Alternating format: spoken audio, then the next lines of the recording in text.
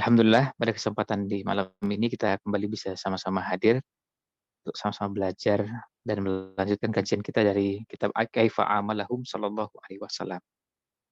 Bagaimana Nabi Sallallahu Alaihi Wasallam berinteraksi dengan berbagai macam jenis manusia dari berbagai macam jenis kalangan, dan ini bagi kita menjadi ilmu yang sangat berharga, yang sangat penting karena kita membutuhkan keteladanan dalam banyak persoalan kehidupan kita. Salah satunya adalah berinteraksi dengan orang dari berbagai kalangan, berbagai lapisan, dengan berbagai macam modelnya. Yang kita semua ketahui bahwa di tengah-tengah kehidupan kita, kita bertemu dengan orang yang sangat beragam, dan kita sangat membutuhkan contoh-contoh tersebut. Ya. Semakin banyak contoh yang kita bisa dapatkan, maka tentu akan membantu kita untuk bisa berinteraksi dengan cara yang tepat. Nah, pada kesempatan malam ini, kita masuk pada bab yang baru, Al-Babur Rabi', bab yang keempat. Sekedar informasi bahwa buku ini, kitab kita ini, ada 6 bab. Jadi, kalau menghitung pada jumlah babnya, maka kita sudah melewati setengah, ya setengah dari jumlah bab yang ada. Karena dari 6 bab, 3 bab sudah kita lewati dan sekarang masih tinggal sisa 3 bab lagi, bab 4, 5, dan 6. Ini yang masih tersisa. Nah, tetapi kalau melihat dari ukuran atau panjang pendeknya pembahasan, maka kita dapati bahwa pembahasan dalam bab yang ada ini, bab yang tersedia dalam kitab ini, bab 1, 2, dan 3, itu porsinya lebih panjang daripada bab 4, 5, dan 6. Jadi kalau melihat ukuran bukunya, bab 1, 2, 3 itu kira-kira sudah 60%-nya dari ukuran bukunya, atau 60% lebih sedikit.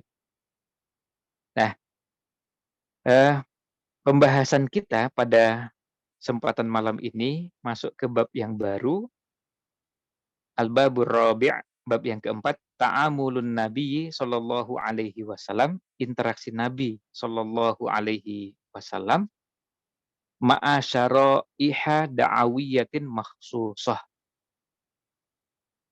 Interaksi Nabi sallallahu alaihi wasallam dengan beberapa lapisan atau beberapa kelompok objek dakwah yang khusus. Nah, ini eh, pembahasannya. Jadi maksudnya apa? Maksudnya bahwa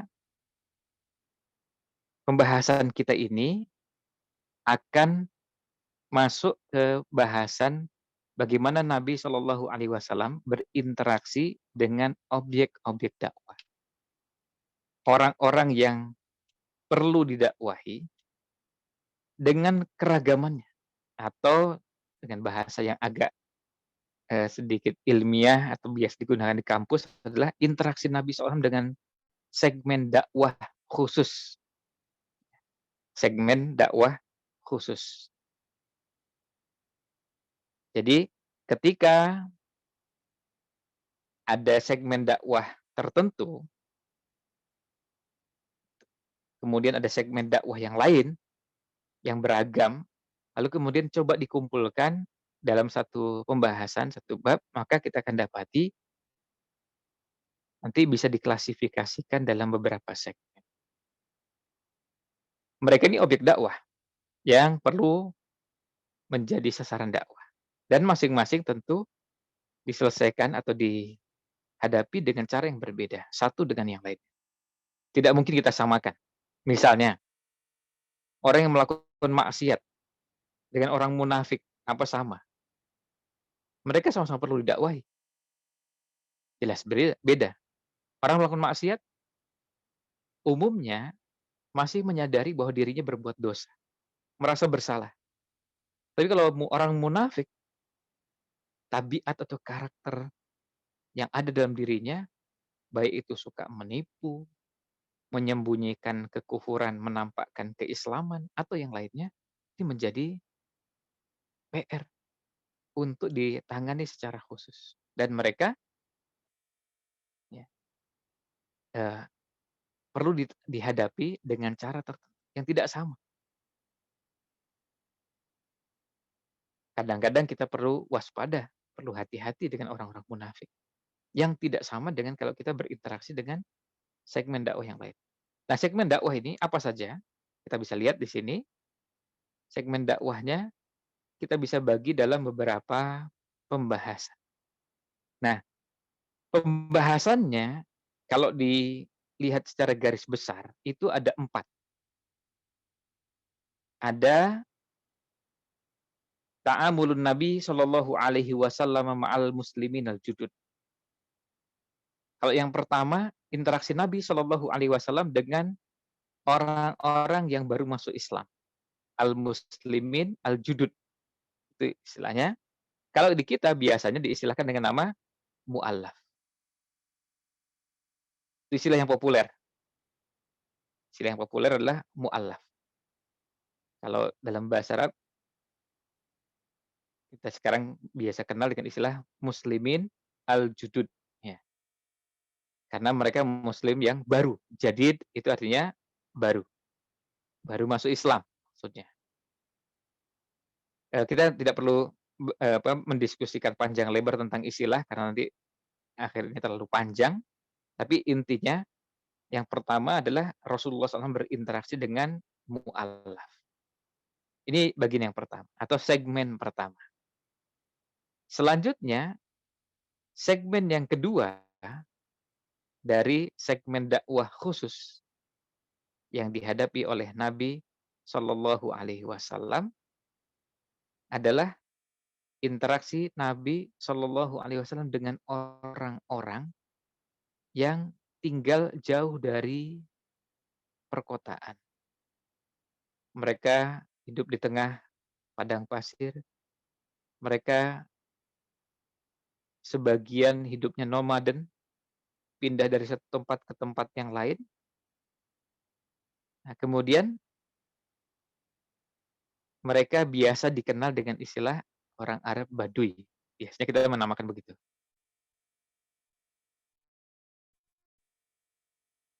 Nah, kemudian, sebelum itu, ada interaksi Nabi SAW, ta'amulun Nabi SAW ma'al mustaftin. Interaksi Nabi Shallallahu alaihi wasallam dengan orang-orang yang minta fatwa. Interaksi Nabi Shallallahu alaihi wasallam dengan orang-orang yang minta fatwa. Mustafti itu artinya orang yang minta fatwa. Kemudian ini yang kedua, jadi yang pertama tadi dengan mu'allaf atau muslimin judud, yang kedua dengan mustaftin, dengan orang-orang yang minta fatwa, kemudian yang ketiga yang tadi saya sampaikan, dengan orang-orang yang biasa kita istilahkan dengan orang Arab Baduy. Orang yang mereka ini tinggalnya terbiasa dengan cara hidup yang berbeda dengan orang-orang yang tinggal di kota. Bisa jadi kehidupan yang keras, bisa jadi juga kehidupan yang tidak kenal tata krama atau sopan santun seperti yang biasa dikenal di kalangan masyarakat di kota.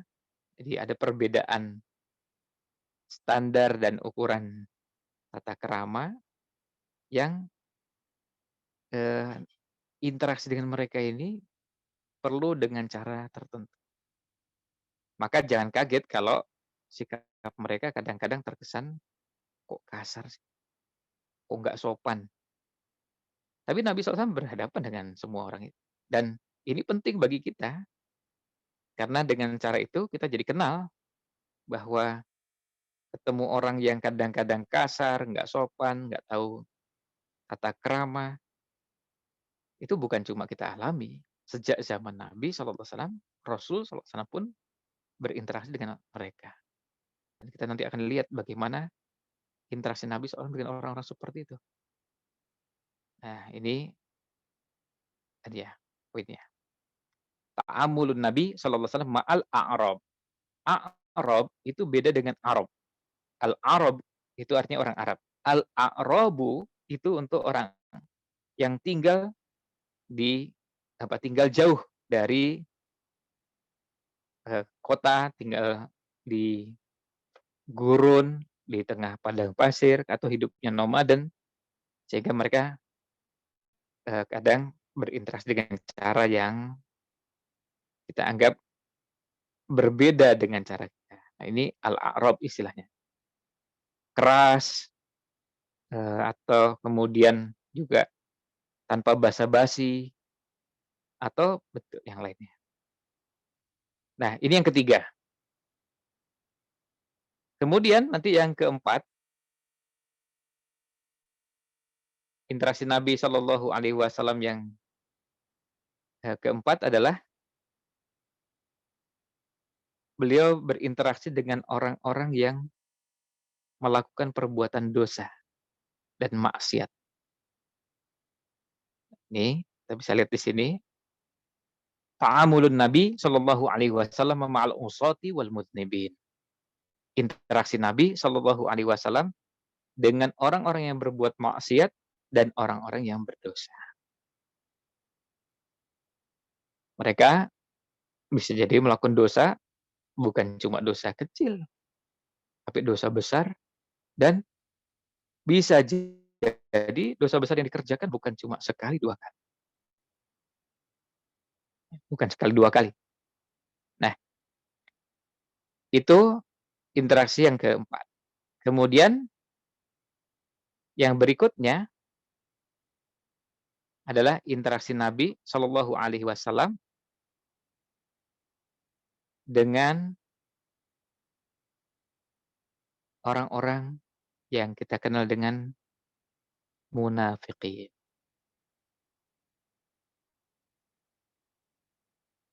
Dengan orang-orang munafik. Nabi SAW berinteraksi dengan mereka dengan cara tertentu. Mereka juga harus dihadapi. Nah, ta'amulun Nabi Shallallahu Alaihi Wasallam ma'al munafiqin.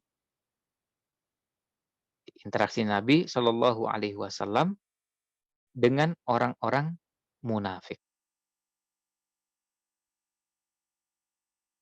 Jadi kita bisa lihat pada bab keempat ini ada 5 kelompok masyarakat atau 5 segmen yang dihadapi oleh Nabi Shallallahu Alaihi Wasallam. Yang pertama dengan orang-orang mu'alaf atau muslimin judud, orang muslim yang baru. Yang kedua dengan orang-orang yang minta fatwa, mustaftin. Yang ketiga dengan al-a'rab, orang-orang Arab Badui. Yang keempat dengan orang-orang al-usah wal mudnibin, orang-orang yang banyak atau biasa berbuat dosa dan maksiat. Dan yang terakhir ma'al munafiqin, dengan orang-orang munafik. Nah, ini 5 jenis atau 5 segmen dakwah khusus dengan mereka. Dan Nabi SAW berinteraksi dengan mereka dengan cara yang khas. Dan tentu jadi panduan bagi kita. Misalnya seperti sekarang kita berinteraksi dengan orang munafik di zaman kita sekarang gimana? Nah, nanti akan dikenalkan terlebih dahulu bagaimana sifat orang munafik itu. Sifat orang munafik itu sebenarnya seperti apa sih? Nah, ini pembahasan yang akan kita insyaallah kaji, dan kita tadi bisa lihat saya scroll dari awal sampai akhir, ulasannya lumayan cukup panjang dan jumlah halamannya untuk bab keempat ini lebih dari 100 halaman. Nah, ini, eee, pembahasan yang insya Allah akan kita kaji. Mudah-mudahan dengan pengantar ini sudah terbayang, tergambar di benak kita bagaimana pembahasan yang akan dibahas pada bab keempat. Jadi di bab keempat ada 5. Nah, sekaligus juga kita menyampaikan bahwa pada versi terjemahan, ya, ada versi terjemahan yang berjudul Seni Interaksi Rasulullah Shallallahu Alaihi Wasallam, dari penerbit Aqwam, bisa jadi menggunakan seperti yang pernah kita sampaikan, mungkin menggunakan cetakan pertama, bukan cetakan kedua, sehingga buku yang ada pada beberapa bahasan tidak kita temukan lengkap. Misalnya, pada bab keempat di buku Seni Interaksi Rasulullah Shallallahu Alaihi Wasallam, terbitan Aqwam, di situ pembahasannya tidak sampai 5, tapi hanya 4. 4 itu apa saja? Yang pertama, Rasulullah SAW berinteraksi dengan orang mu'alaf, ini satu, sama dengan yang di buku aslinya. Lalu yang kedua, interaksi Rasulullah SAW dengan orang-orang Baduy. Jadi ini berarti apa? Dengan orang-orang yang minta fatwa, nggak ada ini. Tapi yang ada dengan orang-orang Baduy. Yang ketiga dengan orang pelaku dosa atau maksiat. Yang keempat dengan orang-orang munafik. Jadi ada satu bahasan, tentu ini bahasan juga tidak sedikit, yang tidak ada pada versi terjemahan yang dari terbit Aqwam. Kalau pada buku terjemahan cara Nabi SAW memperlakukan orang di berbagai level sosial, terbitan Pustaka Pelajar, kelima bahasan itu ada. Dan kelima bahasan itu lengkap. Ya, itu sebagai perbandingan pada dua versi terjemahan. Makanya sejak awal kita sampaikan bahwa buku yang kita jadikan acuan adalah buku versi aslinya yang berbahasa Arab. Kemudian cara pembahasan kita seperti pembahasan sebelum-sebelumnya, kita memang tidak akan membacakan semua, tidak akan membacakan semua bagian, semua bahasan, tetapi kita akan fokus pada beberapa bagian-bagian pentingnya. Tapi yang sudah pasti adalah kita upayakan tentu judul utama, judul pokoknya itu tidak ada yang terlewatkan. Itu yang kita upayakan. Jadi tidak ada yang terlewatkan. Seperti misalnya tadi ta'amulun Nabi SAW ma'al mustaftin. Itu nggak sampai hilang. Atau subjudulnya di bawahnya. Itu yang kita upayakan tidak hilang. Nah, tetapi pada saat pembahasan isinya, kita fokuskan pada inti pembahasannya. Kadang kita sebutkan dalilnya, baik itu Quran atau hadisnya. Kadang-kadang ada beberapa hadis kita hanya ambil satu, kadang cuma satu hadis, sementara yang lain kita tidak sebutkan, ya dengan maksud supaya tidak, ya, dengan maksud supaya tidak sampai waktunya terlalu panjang untuk membahas itu semua, karena memang sejak awal kajian kita ini kita fokuskan bagaimana kita menangkap pesan utama yang terdapat dalam buku ini. Dan kita ingin pesan itu yang kita bisa bisa kita pahami, meskipun karena pembahasannya kita ingin lebih ringkas, maka beberapa bahasan tidak kita bacakan, tapi kita coba ringkaskan dengan beberapa penjelasan singkat. Dalil kadang kita cuma sebutkan satu, padahal bisa jadi lebih dari satu. Ya. Nah, itu pembahasan di bab keempat.